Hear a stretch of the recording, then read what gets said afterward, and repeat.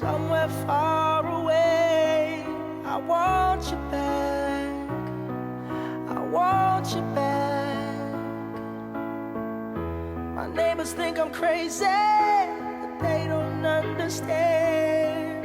You're all I had, you're all I had. At night when the stars light up my room, I sit by myself, talking to the moon.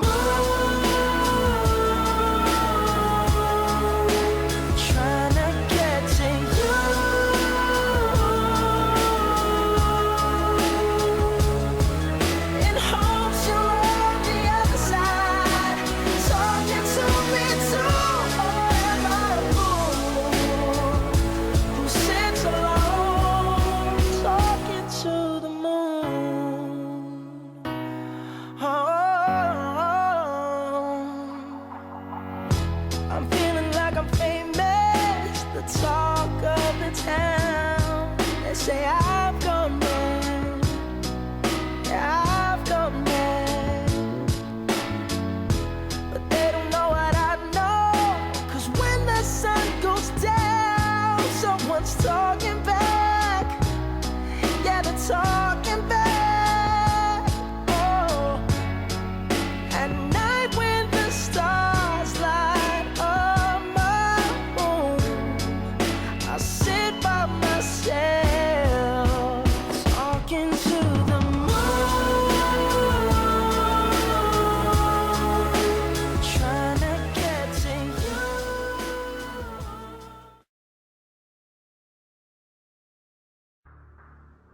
If sexual diversity is natural, how can it be threatening? Why does it incite such hatred? In 1996, psychologists from the University of Georgia devised an experiment to test something that had long been suspected but never confirmed.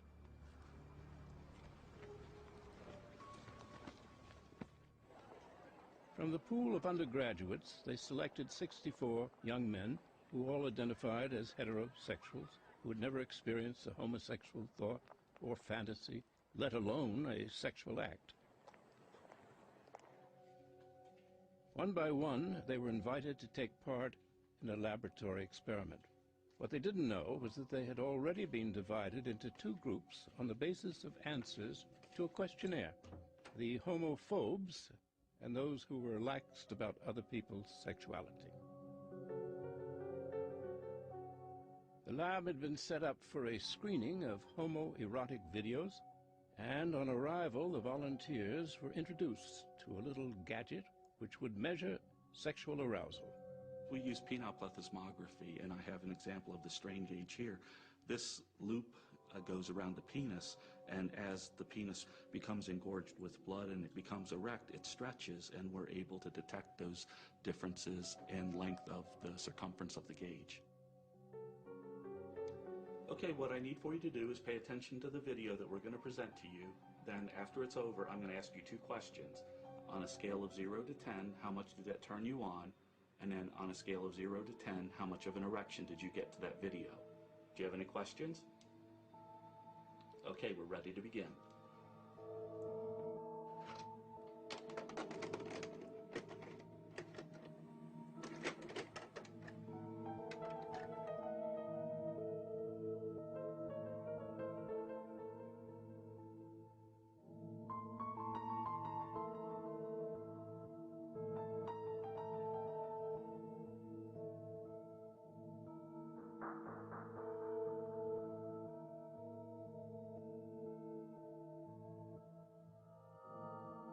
A significant proportion of the homophobic men demonstrated what we call significant levels of arousal, more than 12 millimeters of mercury increase on the strain gauge to the male homosexual video.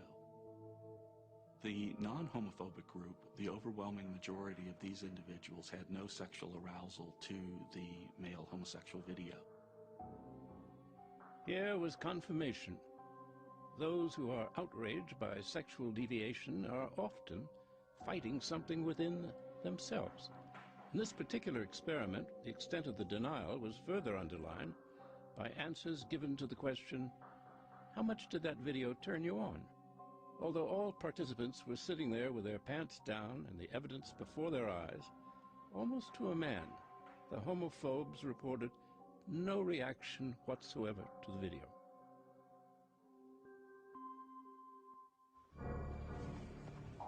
Denial and self-deception were themes of the trial of Gwen's killers.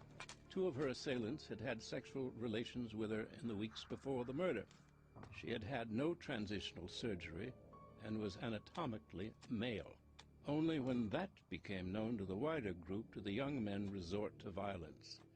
I can't be gay. I can't be gay.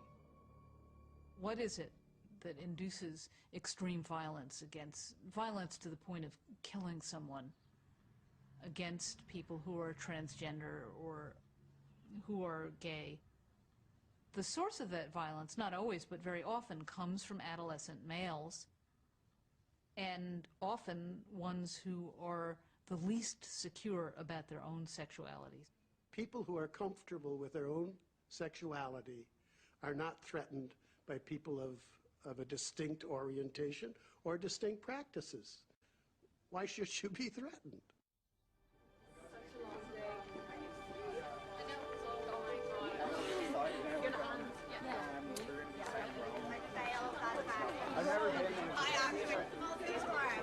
Hey, all right, what's up? Good day?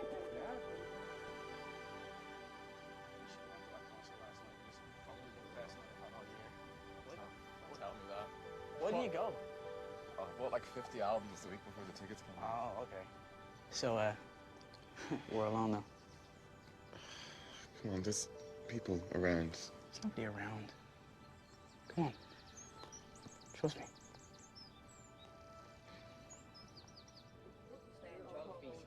Secondly, I never that killer pulled up in the car. We knew it.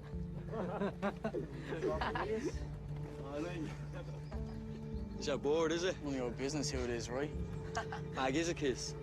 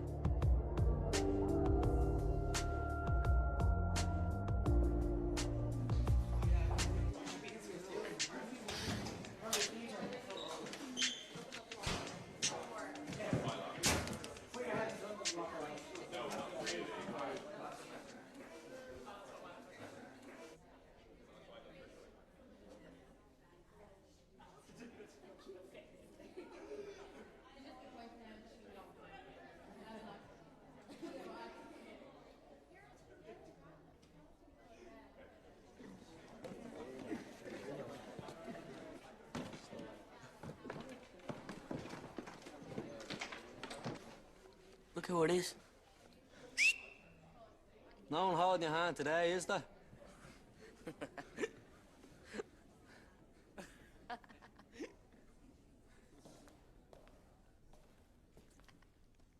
I'll hold your hand.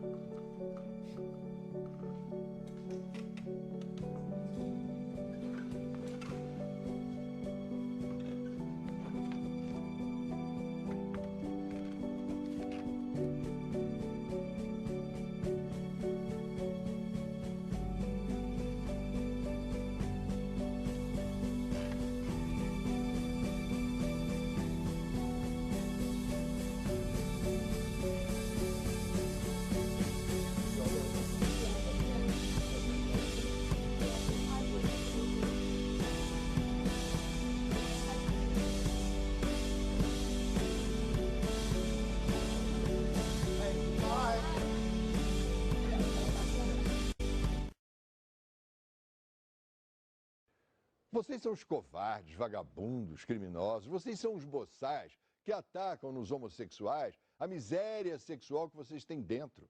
Solitários, desamados por mulheres e homens. Vocês têm ódio da liberdade dos gays, da coragem que tiveram em assumir sua identidade sexual, porque vocês não têm identidade alguma. Eles são muito mais corajosos que vocês, que vivem trancados no medo e no ódio. Vocês invejam nos gays a sensibilidade que desenvolveram como minorias, sensibilidade que vocês não atingem. Se vocês morassem no Irã, seriam pelo apedrejamento da Saquiné. Vão para lá. O colega de vocês, Ahmadinejad, disse que lá não tem homossexual. Ou então, por que vocês não vão atacar lá no Rio de Janeiro, na praia gay em Ipanema? Há um tempo, um bando de pit boys resolveu bater naquelas bonecas malhadas, fortíssimas de bigode. Eles souberam, ergueram a bandeira colorida e esperaram. Pra quê? Eles deram tanta porrada nos playboys que todos acabaram chorando no meio-fio. Viraram pit lulus. É isso. Saudades de Madame Satã, a grande boneca guerreira que chamava por o pau uma patrulha inteira da Polícia Especial e, depois, ia cantar num cabaré da Lapa. Cadê Mimi? Cadê Mimi?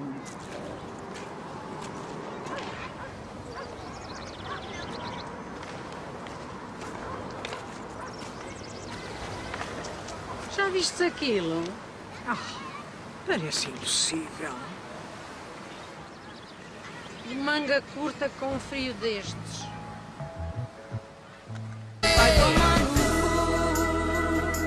Vai tomar.